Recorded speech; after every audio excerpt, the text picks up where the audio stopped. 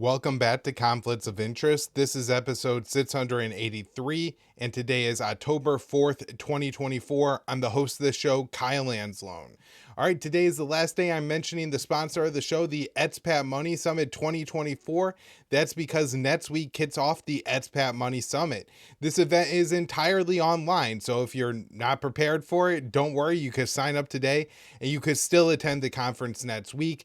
There is a complimentary ticket available if you follow the link in the show notes page or go to expatmoneysummit.com. Again, that's expatmoneysummit.com.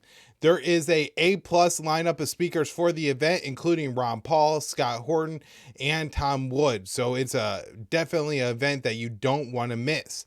I, along with Dave DeCamp and Hervoya Mork, recorded a panel for the event titled World War III, Is it Fear-Mongering or Genuine Concern? That event is a part of the VIP package for the event, and so if you want to see my panel, you could get a VIP ticket $100 off by using the promo code Kyle, Kyle, when you check out your purchase. And so any of that does help out the show. I know quite a few of you have already signed up and gotten your complimentary ticket to the event. I really appreciate it when you go out and you support our sponsor. The Expat Money's Summit and show, Mikhail Thorup, have been very generous with me. I've also been on Mikhail's show. So if you can, at least go get your complimentary ticket and try to check out an event or two next week. I know they just have a ton of stuff going on. Lots of panels, lots of discussions, lots of speeches. The one I'm on will be Monday, 1 p.m. or 2 p.m. Eastern time, early afternoon on Monday. So don't miss it. All right, and then if you can't do that, no problem. Just share the show. It's hosted at the Libertarian Institute. We repost the show on the blog at antiwar.com, YouTube, Rumble, or Odysee for the video version of the show. It's up anywhere you can listen to audio podcasts. And the best place to follow me is on Twitter, where I post all the articles I write, all the shows I put out, and the Libertarian Institute Daily Debrief, our daily newsletter that we email out, where I kind of take on some big news topic and give, some witty remarks to it. So actually starting off today's show by talking about the debrief that I wrote on October 3rd, some libertarians mindlessly repeat the White House's pro-war propaganda. So I write, as war is the health of the state, any good libertarian seeking to shrink the size of their government would be and should be opposed to their country's foreign entanglements. However, many American libertarians also often find themselves on the side of empire. It's one thing to feel the need to condemn China for the oppression of Uyghurs, or you could think condemn Tehran for their oppression of women, but it crosses the line to begin repeating government lies that move the U.S. closer to war. Amplifying Washington's pro-war propaganda daily at Reason magazine is Liz Wolfe. In her latest email, she declared that Iran has nuclear weapon sites. Get this, President Joe Biden's response to all this was to publicly signal that he would not support Israel if they decide to strike Iran's nuclear weapon development sites. And so here there's, just the big lie that Iran either has or is developing nuclear weapons, which is untrue. And then you also have Wolfe attacking Biden for not being hawkish enough. She's like, oh, we should tell him to attack their nuclear sites. Absolutely insane. It would be inexcusable, but even the Libertarian vice presidential candidate, Maat, also repeats this lie. On Maat's campaign website, he claims that the U.S. has failed to prevent Iran from developing nuclear weapons. So in his 5-point Middle East plan, point 2 is the U.S. government has failed to deter Iran from projecting terrorism or developing nuclear weapons, possibly even failing to slow the pace of either of these undertakings. So several people have attempted to point out this error to Maat and his team. I have tweeted at them multiple times about this.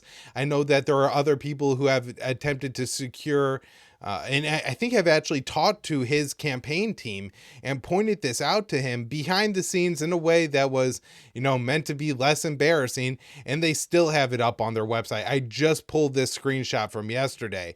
And so It's just White House propaganda on the Libertarian vice presidential candidate's website for months and months and months.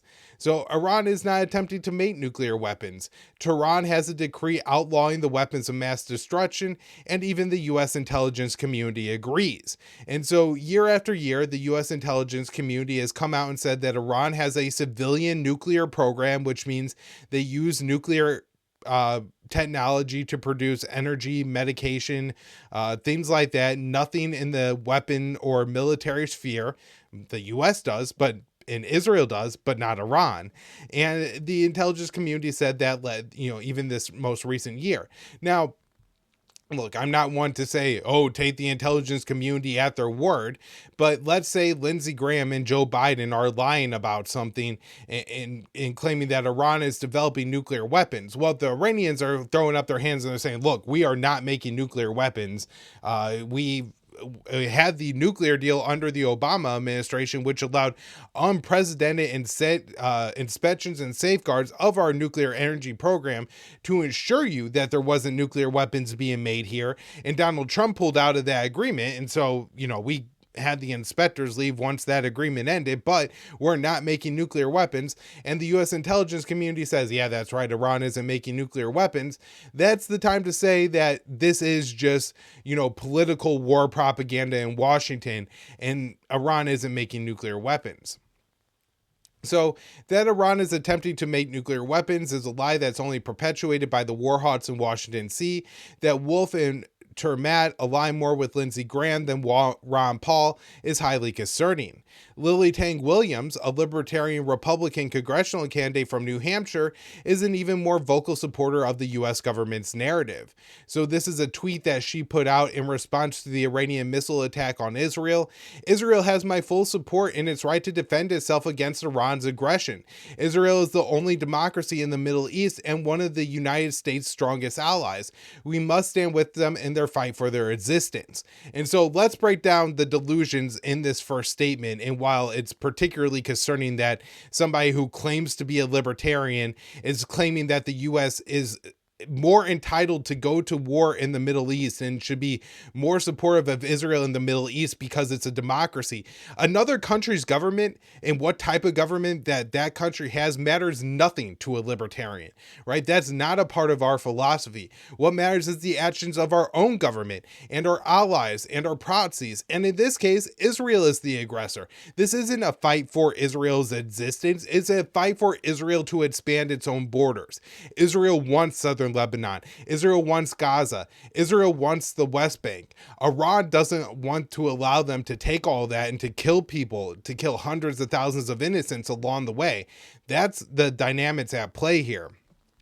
Then Tang Williams goes even more crazy. This is the second half of her tweet. The world is on fire because we have a weak and absent leadership in the White House. The Biden-Harris administration's Iran deal was a terrible deal. It dismantled sanctions on the Iranian economy and flooded the region with hundreds of billions of dollars, which enabled Iran to attack Hamas and other terrorist groups. We need peace through strong foreign policy more than ever. Vote. So Tang Williams, this is an absolute schizophrenic rant, claiming that Biden made a deal with Iran, that Iran got hundreds of billions of dollars, and that money was funneled into Hamas for terrorism. Those are only facts in Joe Biden's demented mind, is in no case the reality. I think what she's talking about here is in fall of 2023, the U.S. had worked out an agreement with South Korea and Qatar that would unfreeze, I think, $6 billion, not hundreds of billions of dollars of Iran's money. So this was Iranian money that was inappropriately held by Seoul. And so Seoul agreed to allow Iran to have access to that money. However, rather than just transferring the money to Tehran, that money was transferred or was going to be transferred to bank accounts in Qatar, and Qatar was going to buy certain humanitarian goods on behalf of Tehran. And that's what we're talking about here. We're not talking about hundreds of millions, billions of dollars funneled to Hamas for terrorism. And in fact, Iran didn't get access to any of that money because the October 7th attack happened shortly after, and that deal was shut down. And so again, this is just an absolutely insane rant. I don't don't even think that Lindsey Graham puts forward a narrative this absurd when he talks about it. I think Tang Williams probably heard Lindsey Graham and John Bolton had a conversation, understood about half of it, and that this is her takeaway from it, is what we have right here. She does get one thing right. Biden's weakness is fueling the killing. However, it is not Iran that needs to be confronted. Biden must tell Netanyahu to stop the killing. Only then will calm return to the Middle East. All right, now that I've smacked around some libertarians, let's get into the actual news today. Report: Iran tells U.S. it doesn't want war, but phase of self-restraint is over. So Al Jazeera reported on Thursday that Iran has delivered a message to the U.S. saying it doesn't want a regional war, but it's warning that its unilateral self-restraint is over. The message was delivered through Qatari mediators and said that individual self-restraint does not secure Iran's national security requirements. Iran also warned that if Israel launched an attack on Iran, it would be met with an unconventional response that would include the targeting of Israeli infrastructure. The message comes as Israel is vowing to respond to the Iranian missile barrage that was launched on Tuesday, which was a response to the Israeli assassination of Hamas's political chief in Tehran, the killing of Hezbollah's Secretary General Hassan Nasrallah, and a member of the IRGC who was also killed with Nasrallah. Hamas's political chief, Ismail Haniyeh, was killed way back on July 31st when he was heavily guarded at a guest house in Tehran, and he was there for the inauguration of the incoming Iranian president. The Iranian president said Iran waited to respond to the assassination of Haniyeh because of U.S. warnings that it would interrupt ceasefire talks for Gaza.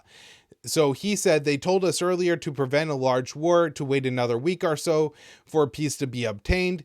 Clearly, the politicians that lie to us these days lie to you as well.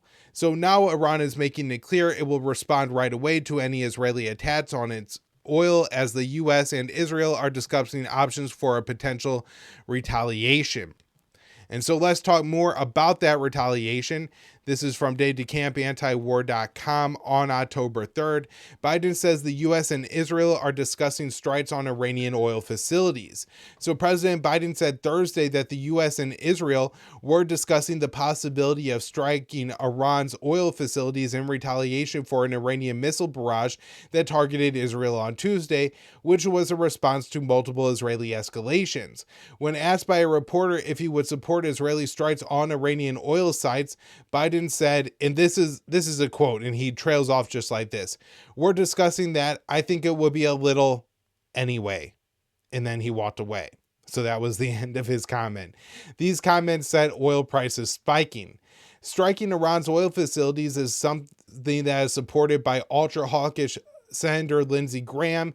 He said in a statement on Tuesday, these oil refineries need to be hit and hit hard because that is the source for the cash for the regime to perpetuate their terror.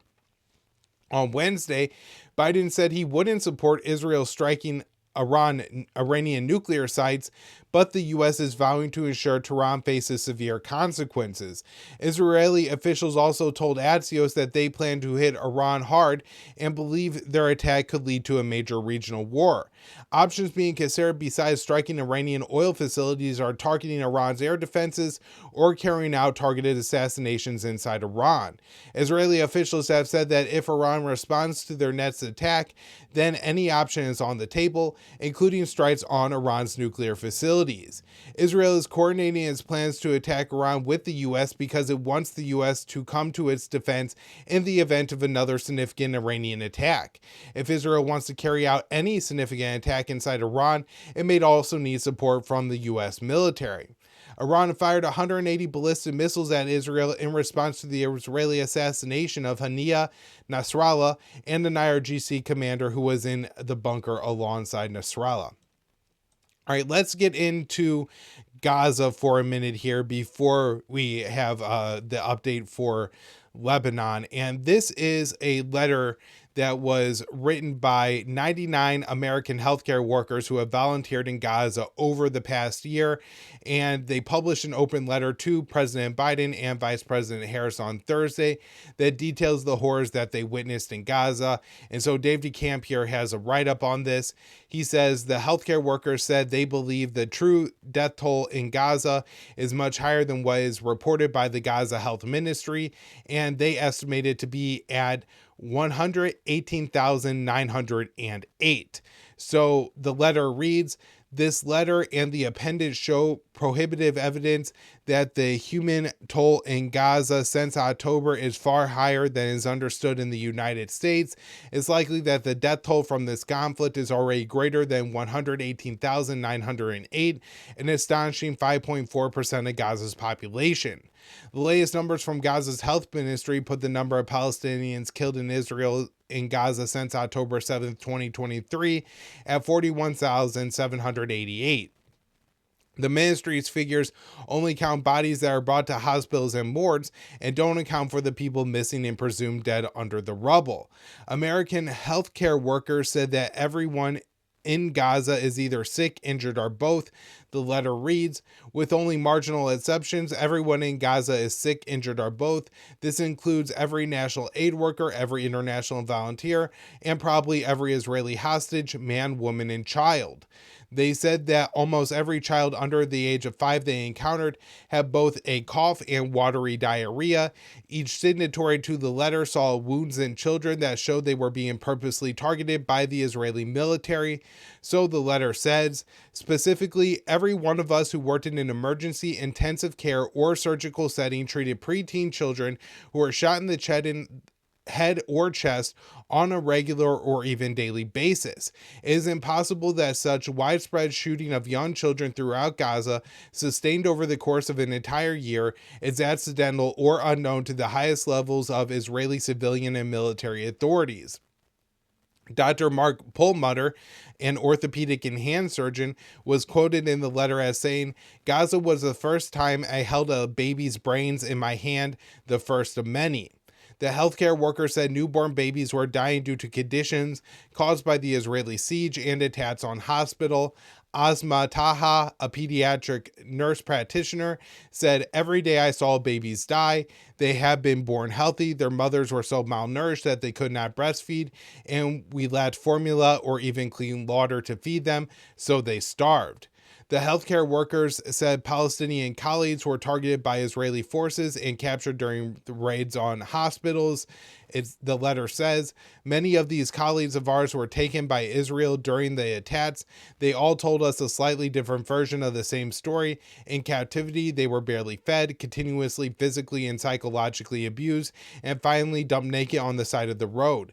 Many of them told us they were subject to Maat's executions and other forms of mistreatment and torture. Israel claims that Hamas used hospitals as command centers, but the letter said none of its signatories saw any sign of militant activity. And so this is a pretty powerful statement because these are all American healthcare professionals. The 99 signatories to this letter spent a combined 254 weeks inside Gaza, so that's roughly 5 years of combined time inside Gaza's hospitals and clinics.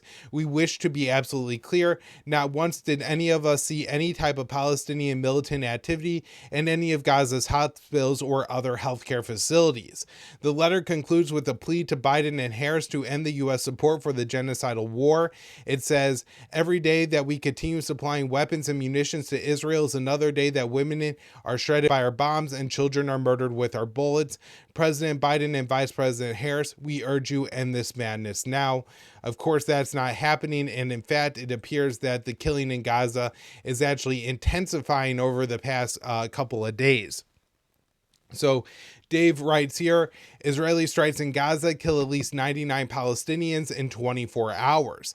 So the Gaza Health Ministry said Thursday that Israeli forces killed 99 Palestinians in Gaza over the previous 12-hour period, bringing its death toll since October 7th to 41,788. Another 169 Palestinians were injured, bringing the total of wounded to 96,794. The ministry's numbers only count the dead and wounded Palestinians who have been brought to hospitals and morgues. The ministry wrote on Telegram that there are still a number of victims under the rubble and on the streets, and ambulance and civil defense crews cannot reach them. The Palestinian news agency Wafa reported several Palestinians were killed on Thursday across Gaza, including an Israeli attack on the Al-Shatadi refugee camp west of Gaza City, which killed 5. At least 2 Palestinians, including a child, were killed in an Israeli strike on the Nusra refugee camp in central Gaza. Israel launched heavy strikes on Gaza throughout the day on Wednesday. Palestinians medics told Reuters that scores of people were killed in an attack that targeted a school and an orphanage in Gaza that were both sheltering displaced Palestinians. The latest massacres in Gaza come as the world's attention is on Israel's escalation in Lebanon and the Iranian missile attack on Israel, and it appears that Netanyahu is using that as cover to plan for an eventual ethnic cleansing, at least in the northern half of the Gaza Strip. So now let's talk about what's been happening in Lebanon over the past day. Israeli strikes in Lebanon kill at least 37 on Wednesday. So this is from the ministry, the Lebanese Health Ministry, and a post on X. The Israeli enemies' raids over the past 24 hours on towns and villages in southern Lebanon and the capital of Beirut resulted in the deaths of 37 people and the injuries of 151.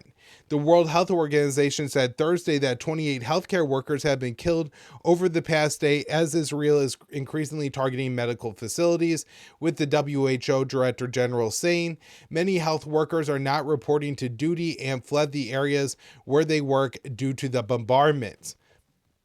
One Israeli strike on Thursday targeted a building in central Beirut that was used by the Islamic Health Authority, a medical organization which is overseen by Hezbollah. A total of 9 people were killed in the strike, including 7 health authority workers. Lebanon's national news agency said the Israelis use white phosphorus, which can burn flesh to the bone and is prohibited as use as a weapon under international law. So the Lebanese health minister said that Israeli strikes in Lebanon had hit 9 hospitals and 49 healthcare centers. He said, according to the Associated Press, international laws are clear in protecting these people, I mean paramedics, who gave Israel the right to be executioner and judge at the same time. Israel ordered the evacuation of 20 towns and villages on Thursday and told residents to leave a southern Lebanese city, signaling that the Israeli military will be expanding its assault in those areas. Al Jazeera reported that Israel has been bombing the evacuation routes, with one route being hit at least 3 times. Early on Friday, extremely heavy Israeli strikes were reported in Beirut's southern suburbs. Reports were that they were more massive than the strikes that killed Hezbollah Secretary General Hassan Nasrallah last week. Ground fighting between Hezbollah and Israeli troops continued in southern Lebanon on Thursday. Another Israeli soldier was killed, bringing the total confirmed IDF death count from ground fighting in Lebanon to 9. And there was also a report that a member of the Lebanese armed forces, which isn't Hezbollah, was also killed in the fighting. All right, last up here today, this one from Jason Ditz, October 3rd, antiwar.com. Israel attacks targets in and around Russian airbase in western Syria. So Israel has been attacking virtually all its neighbors on a near daily basis to the point that a full-scale regional war looms. Now Israel is looking to pick fights beyond the region, including by targeting Russia's presence in Syria. On Tuesday, an Iranian cargo plane arrived in western Syria with humanitarian aid for the hundreds of thousands of Lebanese fleeing Israel's ground invasion. The aid was ultimately delivered to a warehouse near the city of Jebla, near a Russian airbase. Early on Thursday, the warehouse became a primary target for Israeli strikes, where dozens of missiles were fired at, and the nearby area. Russian air defenses were activated and reportedly knocked some of the missiles and a drone out, while others of the Israeli munitions got through to their targets. Russia has long warned Israel to keep its incursions out of western Syria with Russian air assets in the region. To date, it has been enough to keep the Israelis focused on Syria south and east, but apparently that is no longer the case.